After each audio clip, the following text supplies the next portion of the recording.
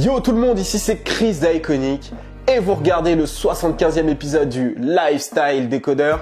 Bon, je porte en ce moment cette casquette parce que bon, avec le confinement, c'est compliqué d'aller au coiffeur. Donc voilà, vous allez me voir souvent avec cette casquette. Je fais de la publicité gratuite à Suprême, c'est pas grave. Bref, alors comme tu l'as vu dans cette vidéo, c'est un LSD un peu particulier. En fait, je me disais qu'il fallait que je fasse une vidéo sur Iconic Market, comment je l'ai fait, etc. Presque comme un vlog. Mais je me suis dit, tiens, quel est le format que vous appréciez le plus et quel est le format que moi aussi j'apprécie le plus? Eh ben, c'est les lifestyle décodeurs. Et je me suis dit, au lieu de faire une vidéo où je parle que de moi, je me suis dit, tiens, je vais orienter la vidéo autrement. Je vais vous faire un lifestyle décodeur, comme ça va me permettre de vous apprendre des choses, etc. Donc vous allez y gagner quelque chose. Donc comme tu l'as vu dans le titre, c'est comment créer sa marque de vêtements, mais c'est aussi comment créer sa marque, surtout pour la première partie. Je pense que les gens qui veulent développer un projet, cette vidéo peut éventuellement les servir. Et de l'autre côté, moi, ça me permet de faire la promotion de mes produits. Après tout, c'est normal, c'est ma chaîne, je fais ce que je veux, tu vois. Donc ça va aussi permettre aux gens qui connaissent un petit peu mon projet d'en savoir plus, de peut-être y adhérer, etc., etc. Donc si ça vous plaît, après voilà, vous avez le lien dans la description. Mais en attendant, on parle de vous et de comment vous pouvez apprendre à créer une marque de vêtements. Donc sans plus attendre, on y va.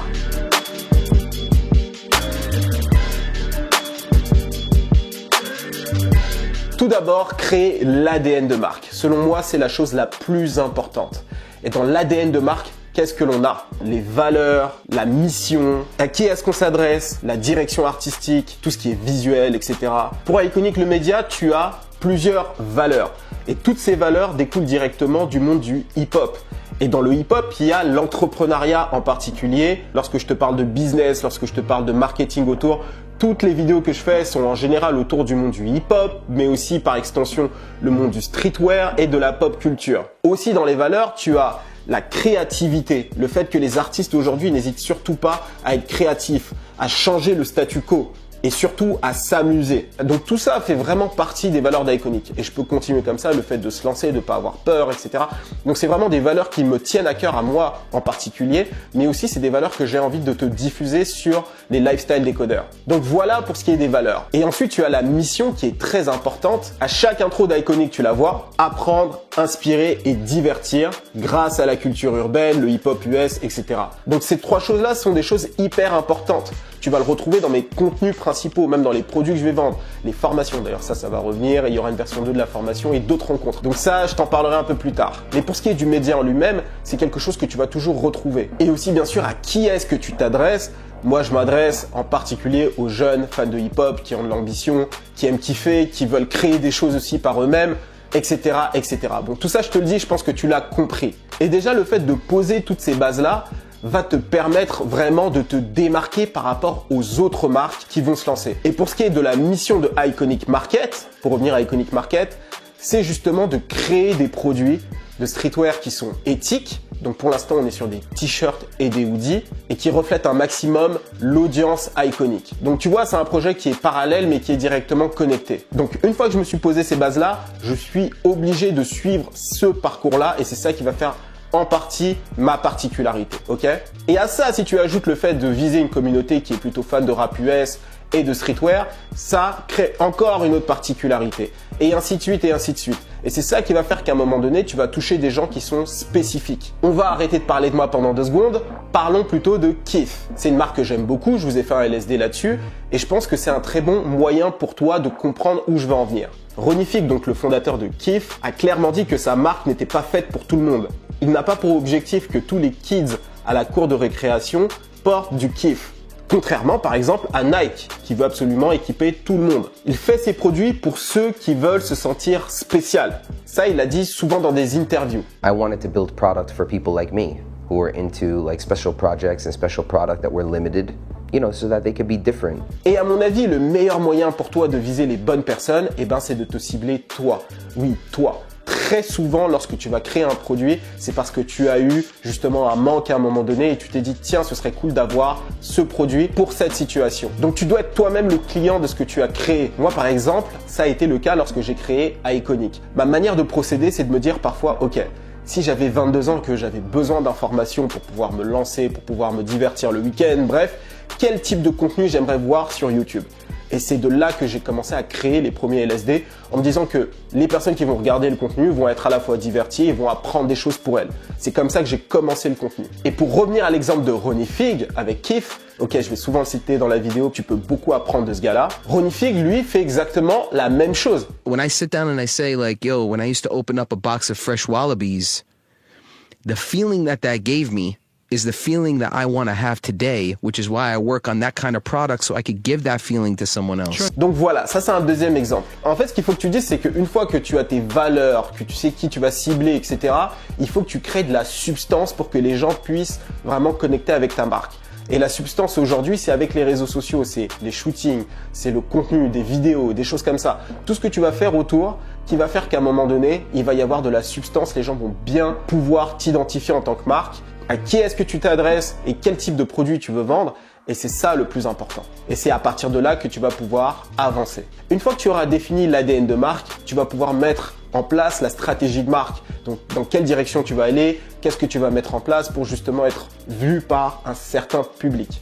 Et en ayant bien défini la stratégie de Iconic Market, c'est ce qui m'a permis de pouvoir créer par exemple le concours que je suis en train de mettre en place en ce moment pour Iconic Market. Si tu veux en savoir plus, regarde dans la description ou va sur le compte Instagram de Iconic Market.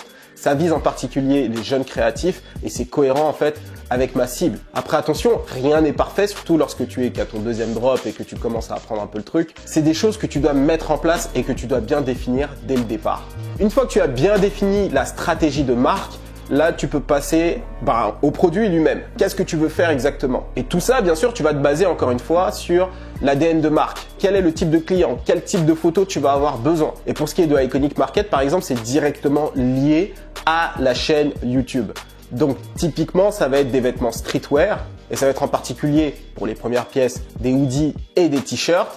D'ailleurs, j'avais fait un petit questionnaire l'été dernier où justement je vous avais demandé de répondre et de me donner vos avis. Vous m'avez dit hoodie et t-shirt, c'est aussi pour ça que je me suis orienté en priorité vers là parce que je sais que mon audience va plutôt dans ce sens-là. Et de ton côté, tu peux aussi faire un questionnaire ou alors tu peux tout simplement aller voir les concurrents potentiels que tu aurais dans ton domaine. À partir de là, tu peux savoir qu'est-ce qui touche ton public potentiel et quelles sont déjà un petit peu les tendances. Mais tout ça, en fait, ça va te donner des indices sur la direction qu'il faut que tu prennes. Ce qu'il faut faire, c'est avoir une vraie direction artistique. Cette direction artistique découle directement de quoi? De la stratégie de marque.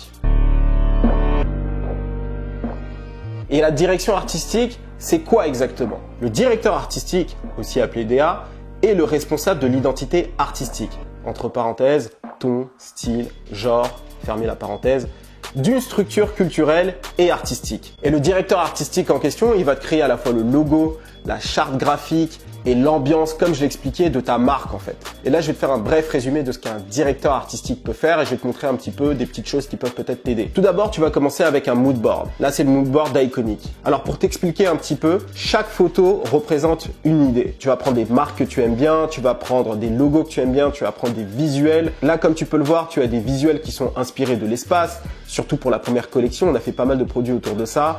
Il y a aussi des photos de streetwear, de marques que j'aime bien. Et à chaque photo, en fait, il y a une idée qui est exprimée et qui va m'aider justement à créer le logo, mais aussi à créer tous les visuels, tout le contenu sur les réseaux sociaux de la marque. Là, je te donne pas toutes les étapes, mais du mood board, tu vas avoir la création d'un logo primaire et ensuite d'un vrai logo. Et ici, par exemple, tu as le logo emblème d'Iconic. Donc ça, c'est un logo qui a été conçu spécialement pour Iconic Market. C'est un logo que j'aime bien et qui va souvent revenir sur les produits de la marque parce que je trouve que ça évoque très bien l'idée de Iconic Market, l'idée d'organisation, de grande organisation. Les personnes qui achètent dans ma communauté sont des gens qui ont le même état d'esprit et c'est vraiment ce que j'ai voulu retranscrire avec ce logo. Donc tu vois, tout a un sens. Alors là, pour ce qui est de la partie direction artistique, je ne suis pas directeur artistique moi-même. J'ai quelqu'un qui travaille avec moi pour ça, mais je te laisse toi-même faire des recherches et je te laisse cette vidéo que tu peux aller regarder pour découvrir un petit peu comment créer ton logo et comment créer une charte graphique derrière. Ça devrait beaucoup t'aider. C'est une partie qui est très floue pour beaucoup d'entre nous. Il existe plusieurs manières de concevoir ta marque. La première méthode, tu peux concevoir les produits de A à Z. Tu crées les patrons et tu vas avoir un atelier. Et donc pour t'expliquer rapidement ce que c'est un patron en couture, un patron, c'est la représentation d'un vêtement vu de face et de dos.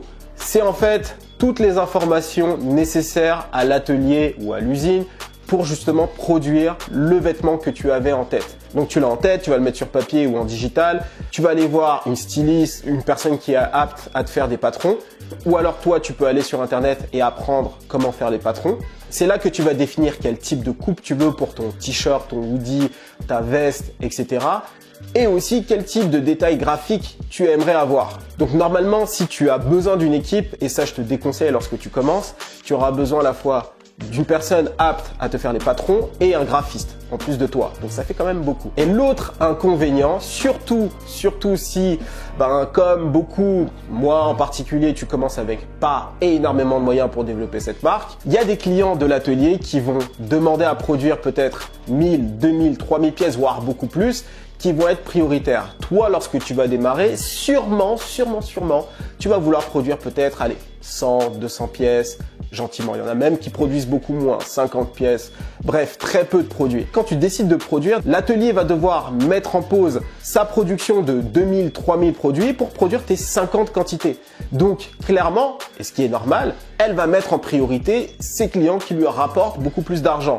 Donc, en gros, tu vas passer toujours en dernier. Donc, moi, personnellement, je conseillerais pas de commencer par là. Moi, j'opterais plutôt pour la deuxième méthode. C'est la méthode que j'ai suivie et que je conseille à un maximum de gens si justement leur but c'est de créer des hoodies ou des t-shirts. Après, si tu veux faire des pièces beaucoup plus compliquées pour te lancer, là, je te conseille plutôt la première méthode. Donc, la deuxième méthode, ce serait de sélectionner un fournisseur de textile de qualité qui respecte les normes que toi, tu t'es imposées. Rappelle-toi, stratégie de marque, direction artistique, donc tout ça, tu dois le garder en tête. Et de là, en fait, tu vas sélectionner un fournisseur de textile de qualité qui est aligné à tes valeurs. Si tu lances une marque de vêtements, très honnêtement, et surtout si c'est du streetwear, tu vas pas révolutionner l'industrie avec ton t-shirt. Il faut que tu prennes un t-shirt de très bonne qualité et qui parle à l'audience qui va acheter. Donc tu dois prendre ça et tu dois créer un univers en brodant. Et dans ces fournisseurs, tu en as toutes sortes. Tu as BNC, Fruit of the Loom, très connu, Stanley et Stella. Comme ça, lorsque tu as sélectionné la base, à partir de là, tu peux vraiment te concentrer sur la broderie, sur l'impression, quel type d'impression tu veux. Tu vois, tout ça, ça devient des éléments sur lesquels, à la rigueur, tu peux commencer à te spécialiser et à vraiment comprendre. Et c'est ces choses-là qui vont faire que ton produit sera radicalement différent d'un autre. Et dans ces fournisseurs-là, il y a différents critères qu'il faut que tu tiennes compte. Quel type de modèle tu vas sélectionner? Ensuite, il y a le coton utilisé. Alors ça, c'est quelque chose de ultra important pour moi. Le coton bio, c'est un coton qui a poussé sans produits chimiques. Donc, c'est vraiment un produit naturel. Et un autre détail, c'est que ce coton a été peigné et filé. Alors, quand le coton est peigné et filé, ça fait que le hoodie est ultra doux, en fait. C'est super cool parce qu'il est doux. Et surtout, avec les lavages, ça va jamais s'éboulocher. Alors, pour ce qui est du tout made in France, mon gars, ça va être très compliqué. Ou alors tes t-shirts, tu vas les vendre au moins à 60 €, tu vois, histoire d'avoir une petite marge, parce qu'autrement, ça va être compliqué. Très souvent, les marques françaises qui te disent Made in France, là, je vais révéler un grand secret, c'est parce que la dernière pièce qui a été assemblée du produit, c'est faite en France. Donc, ça veut dire que si, par exemple, la marque a réalisé 99% du produit en Chine et que la dernière pièce est assemblée en France, ça devient du Made in France. Et c'est pour ça justement qu'il n'y a pas la mention Made in France dans mes produits parce que les tissus en question viennent directement du Bangladesh. Mais au Bangladesh, les usines qui vont travailler et qui vont créer les hoodies vont respecter un certain nombre de normes qui, moi, sont importantes.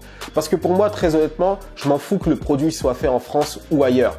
Moi, le plus important, c'est que les personnes qui vont créer le produit sont respectées, sont payées correctement et que le produit que ces gens-là vont me créer sont de bonne qualité. Et ah oui, une chose, que ce soit pas fait par des enfants, ça c'est la base. Après, moi de mon côté, lorsque j'achète des produits, je suis pas là en train de faire la police ou en train de critiquer qui que ce soit, pas du tout. Mais la seule chose que je me suis dite, c'est que si moi je dois créer des produits, des vêtements, des choses comme ça, je dois m'imposer cette ligne de conduite-là. C'est aussi simple que ça.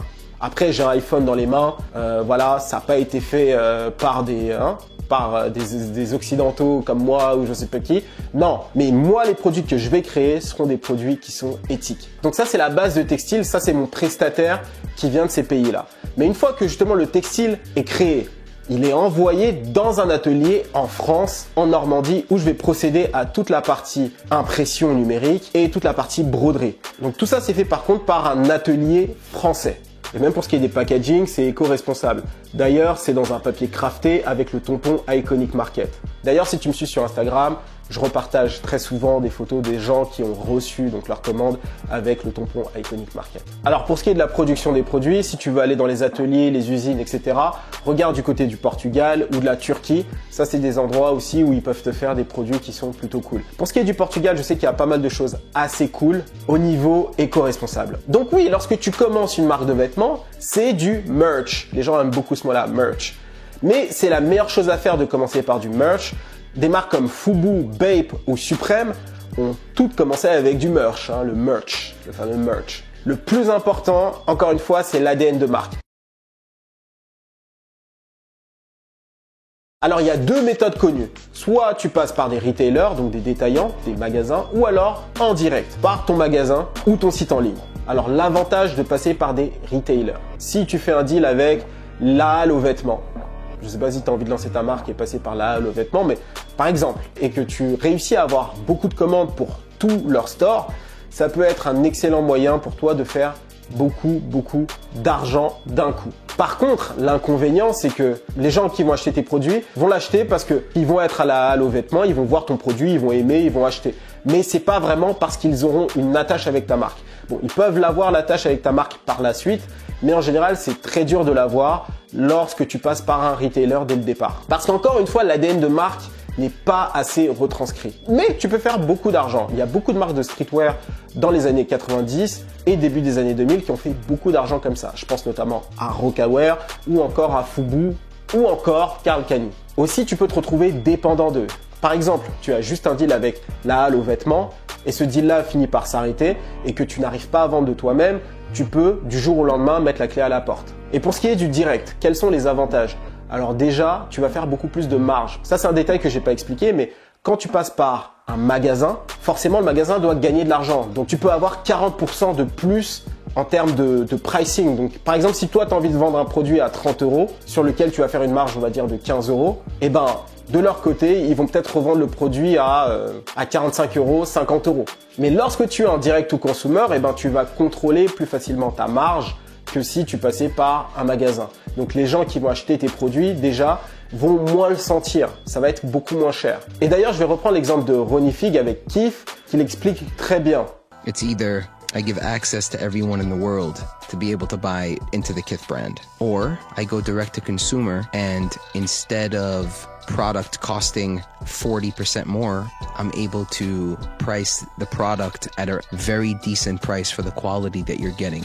Et autre avantage pour le direct to consumer, c'est que tu n'es pas soumis à un calendrier. C'est-à-dire que tu peux vraiment sortir tes produits quand tu veux et les gens vont sur ton site et achètent. Si tu travailles avec des magasins, tu as les saisons, tu dois faire attention à toutes ces choses-là. Donc ça, c'est la petite différence. Par contre, l'inconvénient, le gros inconvénient lorsque tu es en direct to consumer, c'est que tu dois vraiment avoir une audience qui est prête à acheter directement sur ton site. Donc c'est des gens qui ont bien identifié l'ADN de ta marque et qui sont prêts à chaque fois à venir sur ton site acheter lorsque tu fais un drop. Et ça, c'est le truc le plus difficile à faire. D'ailleurs, moi, c'est le truc sur lequel je travaille le plus et ça va se faire sur du long terme. Donc voilà ce qu'il faut que tu saches. Je te mets à disposition un code de réduction. Tu l'as directement sur l'écran et dans la description. Ce code de réduction est disponible jusqu'au 5 avril. Et donc, ce code de réduction t'offre 15% de réduction sur l'ensemble des produits de Iconic Market, que tu sois en France ou à l'étranger, et ça jusqu'au 5 avril. Ça veut dire que le store va rester encore ouvert un petit moment, mais bon, au niveau des quantités, ça a bien diminué, donc on verra. J'espère que tu as appris des choses, que tu vas pouvoir démarrer ton projet avec beaucoup plus d'éléments, et j'espère aussi que tu as apprécié les produits d'Iconic Market. Donc voilà, n'oublie pas de suivre toutes mes pages qui sont en dessous, Iconic Market, mon compte perso. Et sinon, moi, je te dis à la semaine prochaine. Je pense que j'aurai encore beaucoup de contenu à te fournir d'ici là, vu que je vais rester chez moi. Donc, j'espère que tu vas apprécier. C'était Chris d'Iconic pour te servir. Cheers!